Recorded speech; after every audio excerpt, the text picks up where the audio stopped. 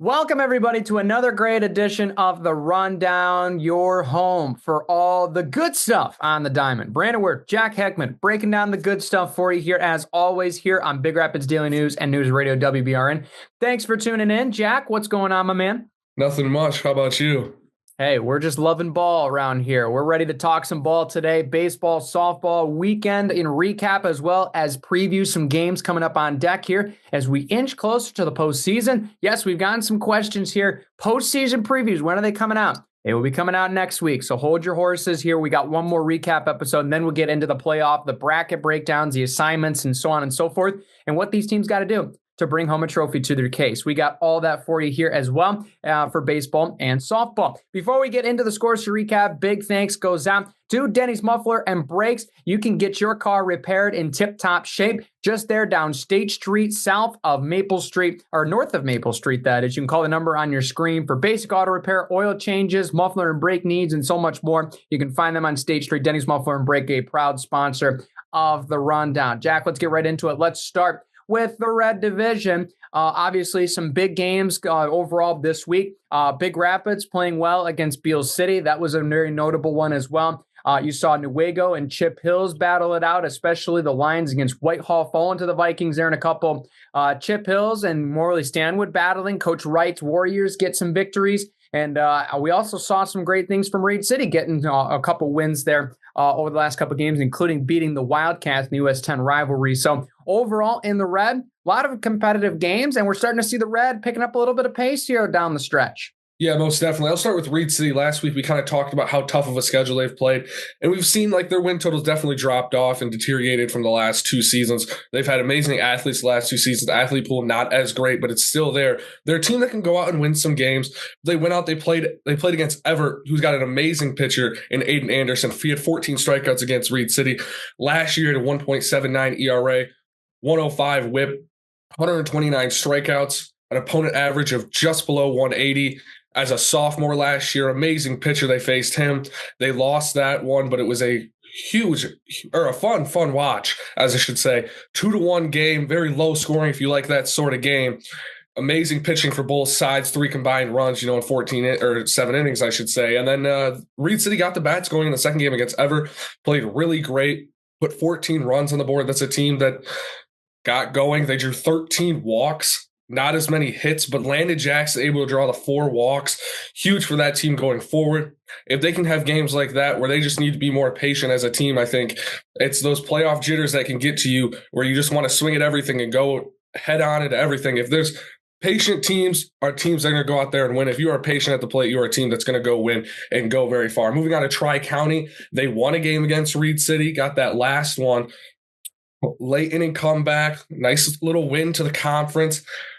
Their last conference game they won there against Reed City, but moving on to that Chip Hills, or I should say their second to last one, decent hitting from Tri-County. They really hit the ball well. They had all but one player have a hit in game 1, but in game 2, 10 combined errors led to that 11-run loss. Not great from Tri-County. That's something we've kind of seen from them all season long, and that's something that's obviously, who knows if it's going to change going into the playoffs. It's going to be tough for them to fix going in. Moving on to that Chip Hills move to their side. Gage Perkins in that Newaygo one, 4 hits. He has a 513 average this season. 513 average. A 1.424 OPS, 15 extra base hits. And it gets better. His walk to strikeout ratio, something coaches love. 22 walks to only 12 strikeouts. He's been a huge contributor for this Chip Hills team that's looking forward to the playoffs, and you can bet they're a team to watch in the playoffs. Chip Hills has had 9 plus hits in every game since the third game against Newaygo last week, where they won 12-5. That was huge for them. Huge momentum booster. If that's a team that I mentioned earlier in the year, if they're a team that gets the bats going, and a guy like Gage Perkins and Austin Humphrey can lead that team very far if they want to go somewhere. Moving on to Newaygo now. They lost that game. And we're going to see 5 times where Grant and Newaygo are in a matchup this year. The 4th time we saw it, and then guess what? They're playing for a pre-district game. May 27th, mark your calendars at Newaygo, pre-district game. It doesn't get that much better for rivalries. 5 times, it's got to be up there for the most times they've played each other in baseball. I mean, that might end up being one of the better pre-district matchups in the division for that. That's going to be one to look forward to. We'll get into that one. Amazing pitching from Newaygo in the first game versus Fremont, and then moving on to that M37 rivalry. Amazing finish, 7 runs in that last inning. Huge for those teams. But we got one more matchup, like I said, that pre-district on May 27th we'll get into a little bit later. Moving on to Grant, they got that win over Newaygo, moving to 3-1 on the season versus them, and then the 10-0 win over Hesperia. They lost the one to Big Rapids last Wednesday, and then they lost just one singular game to North Muskegon. But the game versus Hesperia, Austin Gregg goes yard in the 5th to right field. Huge for them, getting the pure domination win, 10-0. And then moving back to that Big Rapids game, this could be the new rivalry in the CSAA. Not very close relatively wise. You talk about the M37 in Big Rapids, Reed City. But this is, think about it. Grant didn't go to the homecoming game against Big Rapids. That's something that means a lot to Big Rapids. And then moving on to basketball, the triple OT to clinch the conference at Big Rapids House. Big Rapids walks off in baseball in the first game to win conference. And then moving on to game 3, Grant gets the walk-off at their own place. Game didn't mean much in conference, but those are just huge things between these two schools. That's something to look forward to going into next football season, basketball, and baseball season. But that's a fun thing to talk about when you talk about rivalries. Absolutely. And highlighting some CSAA-Red games to watch here. Reed City going to Pine River on Fridays. You're listening into this. Ravenna going to Chip Hills on Thursday. Big Rapids will be going to the John Glenn tournament there. So good luck to those teams. Flipping back to the CSAA-White, Central Montcalm getting some big wins in non-conference play. They have a tough task against Richmond. White Cloud beats Fremont, a big win there for the Indians. Molly Stanwood as well.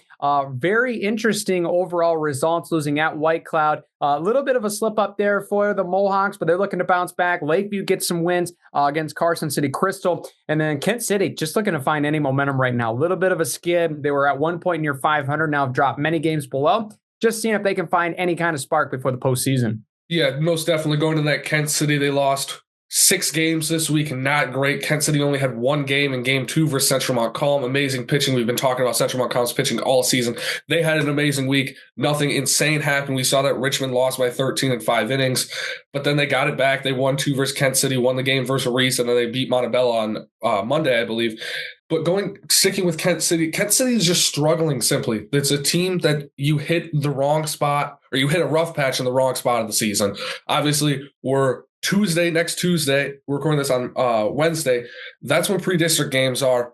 Huge for those teams, but at Kent City, that's a team that's struggling right now. They played 2 very close games versus Hart that they easily could have won, but the errors continue to be an issue for that Eagles team, and that's something they got to fix going in. Moving on to Lakeview, they got the win versus Carson City, a loss to Elma, only played 2 games. That was on Saturday. It was a bad baseball game versus Carson City for both teams, but Lakeview, they had the same amount of hits. Lakeview able to knock some more runs in with runners in scoring position. Elma got out to the bigger lead in game 2, 6 runs through in the second, just tough to catch up for that Lakeview team.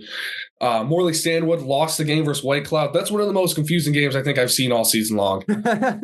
How did Morley Stanwood lose to White Cloud? White Cloud had less hits, less walks, more strikeouts, and still somehow managed to win the game. It's just timely hitting. That's the way baseball is. If you got runners on, as long as you get them in, ducks on the pond, RBIs matter more than anything right now. White Cloud talked about that one. They lost to Hesperia, got the win back versus Fremont.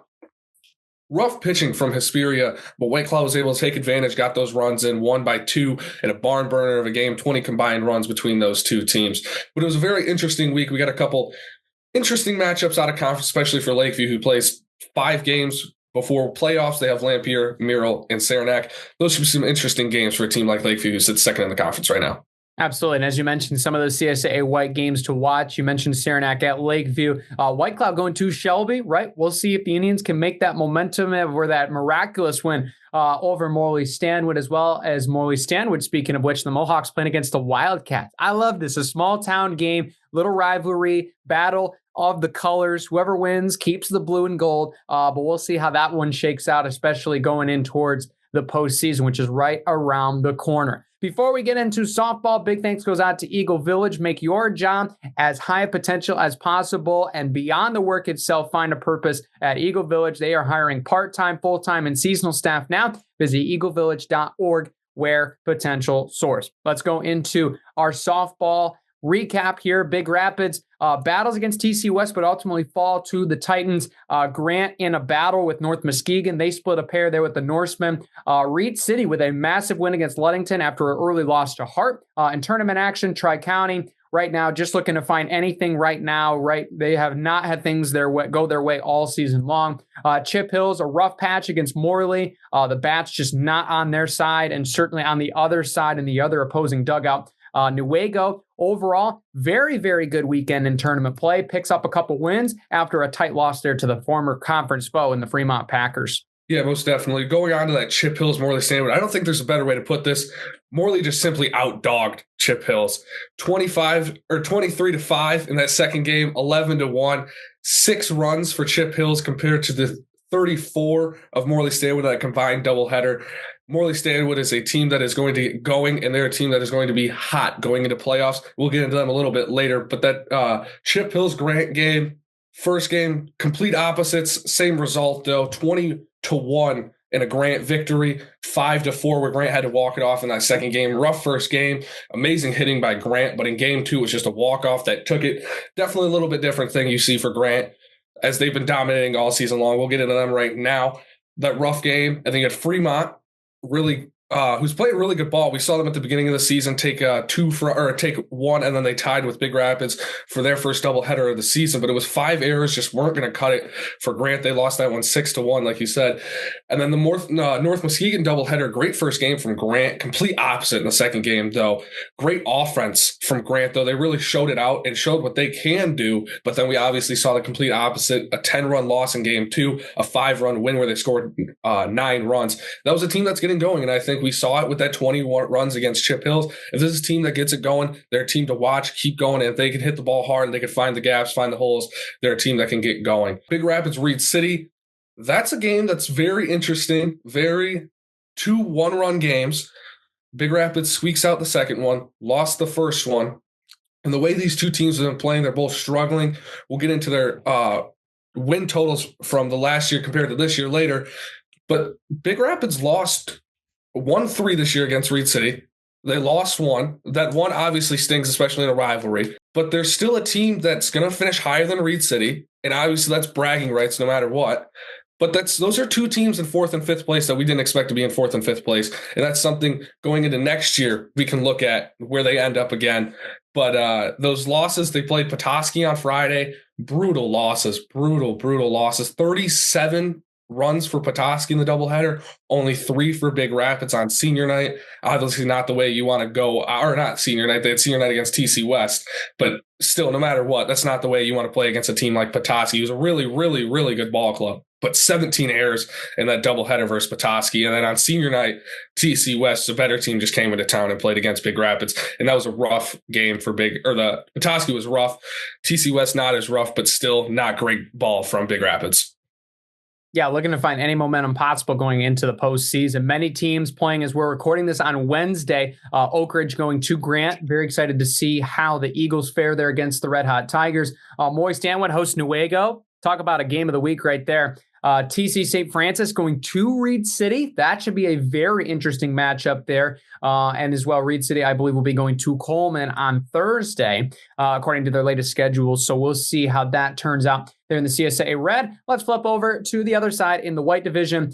Central Montcalm win against Sacred Heart in game 2, or I should say game 2 after a really tough game 1. White Cloud overall gets some wins against Hesperia. Morley Stanwood takes care of Chip Hills with that dominant offense, as we mentioned earlier on in the show. Lakeview loses to Alma and a tough, tight loss to Carson City, but they overall get some wins in tournament play after. And then Kent City wins against Lakewood, and they get a split against Hart. But you still have a lot of belief in that Eagle team as well. But the Hornets right now look like they're playing the best ball out of this conference. Morley Stanwood obviously is a team to beat. They're red hot, but so are the Hornets now too.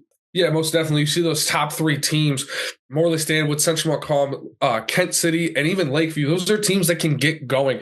But those first 3, Kent City, Central Montcalm, Morley Stanwood, those are really exciting teams. And that's something we'll get into a little bit later with that win total and how it benefits the conference split for the teams in the white. But Central Montcalm, that second win versus an amazing Sacred Heart team who's 23-6 right now. A 4-2 win. They only had one hit in game one, a complete 180 in game two. Really got it going. And then the Lakeview doubleheader last Wednesday. 7 errors definitely helped out Lakeview, but just couldn't really get it done. Amazing offense from Central Montcalm really led to that win. And like you said, the Hornets are red hot. Moving on to another team that's red hot, Morley Stanwood, who won every single game last week, 4-0 last week. Pure domination from this group, another beautiful win. Like I said earlier, Morley Stanwood outdogged Chip Hills in that game. 23-5, that's something that you look at all season long for that. You're looking at those big totals, those totals that pop out on the websites, and that's one of them right there. Monumental win for that Morley Stanwood team, building that momentum going forward. Talking about Kent City, who won 2 from White Cloud. Then they played Forest Hills Eastern. They lost to Plymouth. A win over Lakewood to at least get a win on Saturday. And they split with Hart. Tons of games. I'll keep it quick and simple on this breakdown. They played some tough teams, able to handle business, got hot or played good against White Cloud, keeping them hot in the conference. But going 3-2 was huge for this team. They played tough opponents. When you're talking about bigger schools, you're talking about Forest Hills Eastern and Plymouth. Lakewood not as big of a school, but those are 2 big schools, Forest Hills and Plymouth, who definitely have a great athlete pool. And that was great for Kent City to go out and play some of those teams and get some experience getting ready for the playoffs. 100%. Looking at some CSAA-White softball games upcoming. We got a couple good ones, as we mentioned, as we're recording this on Wednesday. Montcalm at Lakeview, as well as Kent City traveling to Fremont. Newaygo going to Morley Stanwood. That should be a very fun game, as we mentioned earlier. Montcalm will be going to Rockford. Good luck to the Hornets as they face the really powerhouse Rams. And then Saranac will go to Lakeview on Friday. No tournament games for either the Red or the White in softball. Only tournament game, I believe, in baseball together is Big Rapids. So good luck to the Cardinals. They're in tournament action here late in the season. Before we get into our games of the week, Jack, we obviously brought down the graphs and the numbers and all the great things last week in baseball. And taking a little bit of a different approach here in softball, we've talked a lot about progressions for a lot of these teams. We talked to Coach Ann Valenk here this last week, which you can watch on YouTube or as well on WBRN.com. You can re-listen to that interview. It's the whole show. Great chatting with her first year and how Chip Hills has really brought the momentum in this season. But we've seen a lot of progressions from these teams overall from this last year and even the year before into this year. And notably, some teams also going in the wrong direction here. Some notables, though, from you. Obviously, Big Rapids has really been at the top. This has been the real true year that we've seen them down. That's kind of something that hasn't been there. Not as many athletes, you could say, out of this year's class compared to a monster superstar class. You see Grant and Newaygo are continuing to improve overall. And some other teams as well, like Morley Stanwood, have stayed consistently and competitive over the last couple of years. Yeah, most definitely. I mean, the season's not even over yet, but it's something to still talk about. Only 1 week left.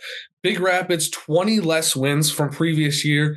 Reed City, 25 less wins, 45 combined less wins from those teams who were both actually combined for 60 wins last year. Those are teams right now. Reed City with 6 wins, Big Rapids with 9, 15 wins. That's just a huge loss. Tri-County, no wins last year, no wins this year. They don't really sit all that well on this looking at it. They're one of those outlier teams.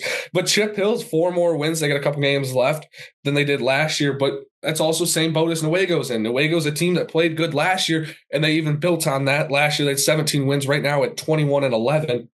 But Grant's that team that is really a team that is huge on this list. 10 wins last year, 23 right now, 19-1 in conference play, 13-plus wins. And then I'll switch it over to CSAA-White, and then we'll compare the two conferences. White Cloud is the only team in this conference, still a couple games left, that did not improve their win totals from last year, which is something to look at when you think about the conference split between those two teams. Central Montcalm got 2 more wins than last year. Morley Stanwood 7 more wins. Kent City 8 more wins. In Lakeview 4 more wins. Comparing the two, CSAA-Red lost 25 wins combined. The CSAA-White gained 20 wins. That's something to look at when you have a team like White Cloud who doesn't have to play Grant and Newaygo. You have a team like Lakeview who doesn't have to play Grant and Newaygo. There's still teams at those top of those tables. If you were to look at it, those teams are probably better than the teams in the CSAA-White, but it definitely creates a more balanced division. It's definitely, I think, in my personal opinion, it's better for the conferences because you have 2 conference championships now. Yes, some people might think it's a Mickey Mouse championship, but in my eyes, a championship is a championship no matter what.